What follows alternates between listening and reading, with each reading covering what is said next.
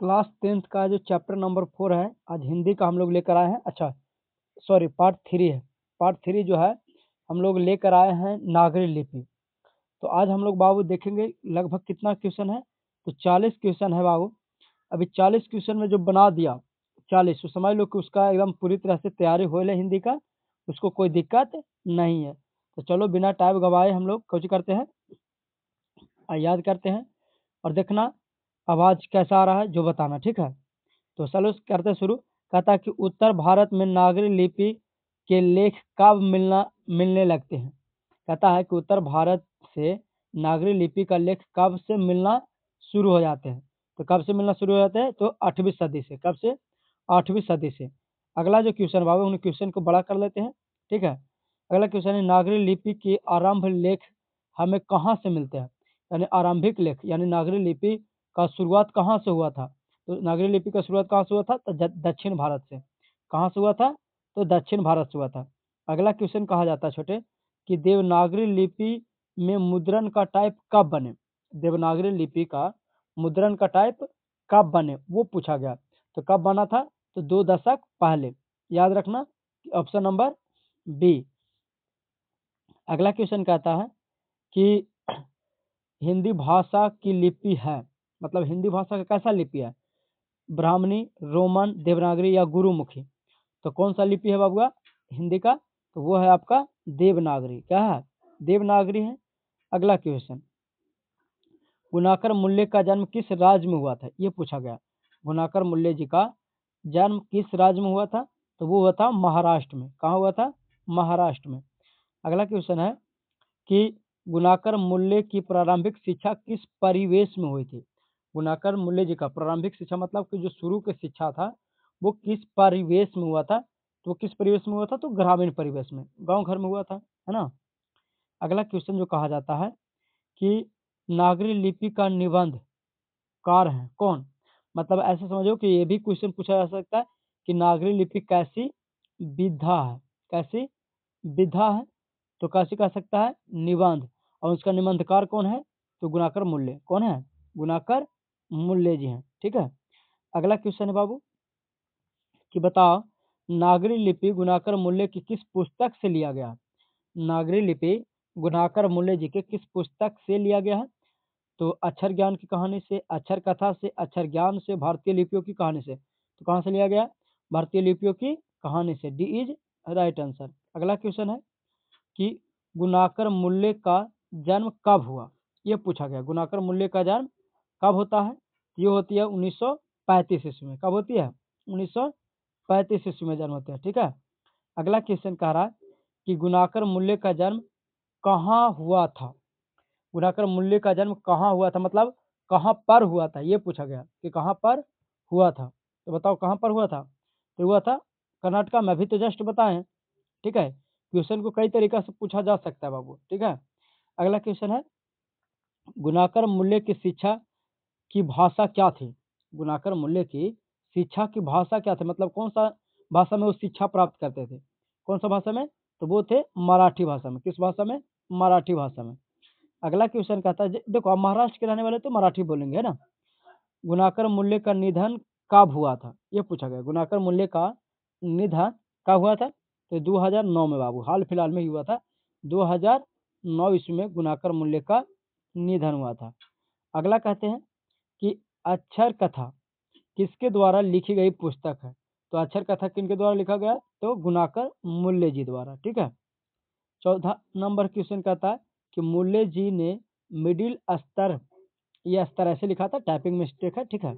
Middle स्तर तक किस भाषा में पढ़ाई किया था। मिडिल स्तर मतलब समझ ही रहा कि प्राथमिक जो यानी जो 8वां तक के जो शिक्षा है वो किस भाषा में लिए थे। तो वो किस भाषा में लिए थे बाबू, तो वो लिए थे मराठी भाषा में। किस भाषा में, मराठी भाषा में। क्वेश्चन नंबर 15 कह रहा कि अक्षर ज्ञान, अक्षर की कहानी किसकी रचना है। अक्षरों की कहानी किसकी रचना है, तो वो किनकी है, गुणाकर मूल्य जी का है, यानी बी इज राइट आंसर। अगला क्वेश्चन, हम लोग बहुत फास्ट कर रहे हैं का नहीं, ठीक है, ज़्यादा फास्ट तो नहीं। कहता नागरी लिपि किस विद्या की रचना है। नागरी लिपि किस विद्या की रचना है, कौन सी विद्या की है, तो निबंध। अभी बताया ना कैसा है विद्या? तो निबंध है, ठीक है। अगला क्वेश्चन है, नागरी लिपि पाठ किस लिपि में रचित है? नागरी लिपि पाठ किस लिपि में रचा गया? तो किस लिपि में रचा गया बाबा? तो वो रचा गया है देवनागरी में। नागरी लिपि किस में लिखा गया? देवनागरी में लिखा गया। क्वेश्चन कह रहा कि देवनागरी लिपि के टाइप लगभग कितने पहले बना था? कितने पहले बना था? तो अभी बताएं, 2 सदी पहले। कितने सदी पहले? 2 सदी पहले, ठीक है। अगला है, नेपाली भाषा की लिपि क्या है? नेपाली भाषा किस लिपि में लिखा जाता है? जैसे हिंदी तो लिखा जाता है देवनागरी में, तो नेपाली किस भाषा में लिखा जाता है? तो वो भी देवनागरी में, ठीक है। अगला क्वेश्चन, मराठी भाषा की लिपि कौन सी होती है? अब मराठी भाषा किस लिपि में लिखा जाता है? तो वो लिखा जाता है भी देवनागरी में, है ना। अगला क्वेश्चन है कि गुणाकर मूल्य ने किस लिपि को प्राचीन नागरी लिपि का वाहन की संज्ञा दी है? प्राचीन नागरी लिपि का वाहन की संज्ञा दी है, तो किनको दिए थे बाबू? तो ये दिए थे बांग्ला को। पढ़ा होगा कहानी तो पता होगा, ठीक है। अगला क्वेश्चन जो कह रहा है कि नागरी लिपि के आरंभिक लेख मिले थे कहाँ से? तो दक्षिण भारत से मिले थे। कहाँ से मिले थे? दक्षिण भारत से मिले थे। कहता है कि गुप्त काल से किस लिपि का संबंध है? गुप्त काल से किस लिपि का संबंध है? बताओ, किस लिपि का संबंध है? तो वह है ब्राह्मणी लिपि। किसको? ब्राह्मणी लिपि को, ठीक है। अगला कहते हैं कि नागरी नामक अस्तित्व कब आया? नागरी नामक अस्तित्व कब आया है? तो वो आया है 1700 ईस्वी के आसपास। कब? 1700 ईस्वी के आसपास आए, है ना। अगला क्वेश्चन है क्वेश्चन नंबर 25 कि देवनागरी किसे कहा गया? देवनागरी किसको कहा गया, है ना। ये कहा गया है काशी को। देवनागरी किसको कहा गया है? काशी को कहा गया है। उन्हें और बड़ा करते हैं। हाँ, अब तो पता चला होगा। अगला है कि सिद्धम क्या है? सिद्धम, सिद्धम क्या है बाबू? तो सिद्धम एक क्या है? तो एक प्रकार की लिपि है। सिद्धम क्या है? एक प्रकार की लिपि है। अगला कहता है कि अमोध वर्ष कौन था? अमोध वर्ष कौन था? तो ये थे राष्ट्रकूट के राजा। राष्ट्रकूट के राजा थे। हाँ, ये क्वेश्चन पूछा जाता है। बेतमा कहाँ पर है? बेतमा, बेतमा एक स्थान है बाबू। ये कहाँ पर पड़ता है? तो ये पड़ता है इंदौर के पास। कहाँ पड़ता है? इंदौर के पास। यहाँ सब्जेक्टिव पूछा जाता है कि बेतमा दान पत्र कब मिला था? तो 1020 ईस्वी में। कब? 1020 ईस्वी में। अगला कहता है क्वेश्चन कि श्रवण बेलागोल जैन तीर्थ स्थल कहाँ है? श्रवण बेलागोल जैन तीर्थ स्थल कहाँ है? ये कहाँ पड़ता है बाबू? कर्नाटका में पड़ता है। कहाँ पड़ता है? कर्नाटका में, ठीक है। अगला जो क्वेश्चन है, बस 10 मिनट में हम लोग 40 क्वेश्चन कर लिए। सोच लो कि बिना कोई टाइम गवाए 10 मिनट में 40 क्वेश्चन। कहता है कि दक्षिण भारत की नागरी लिपि को क्या कहते हैं? दक्षिण भारत के नागरी लिपि को क्या कहते हैं? बताओ। तो ये कहते हैं नंदी नागरी लिपि। क्या कहते हैं? नंदी नागरी लिपि कहा जाता है, ठीक है। अगला क्वेश्चन कहता है हिंदी के आदि कवि कौन है? हिंदी के आदि कवि किन्हें कहा जाता है? तो वो कहा जाता है सरहद पाद को। सरहद पाद को कहा जाता है, ठीक है। कहते हैं मिहिर भोज के ग्वालियर प्रसिद्ध किस भाषा में है? किस भाषा में था? तो ये हो जाएगा इसका आंसर सी, संस्कृत भाषा में। किस भाषा में? संस्कृत भाषा में।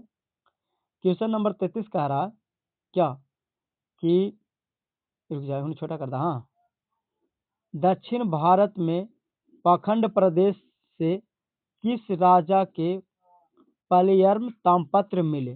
ताम्रपत्र मिले थे। तो किस राजा से बाबू? तो ये मिले थे आपका राजा बरनगुन के। बरनगुन, ठीक है। अगला क्वेश्चन है 37 नंबर क्वेश्चन कि उत्तर भारत की विशेष स्थापत्य शैली को क्या कहते हैं?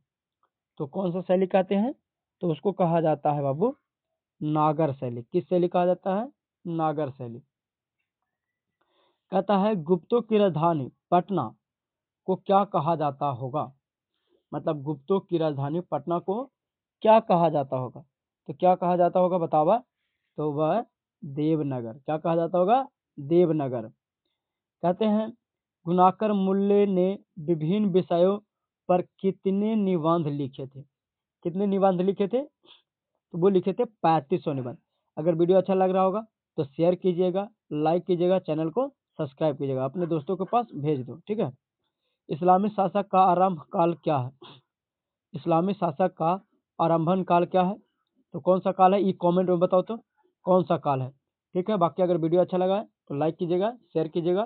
फिर मिलते हैं अगले वीडियो के साथ।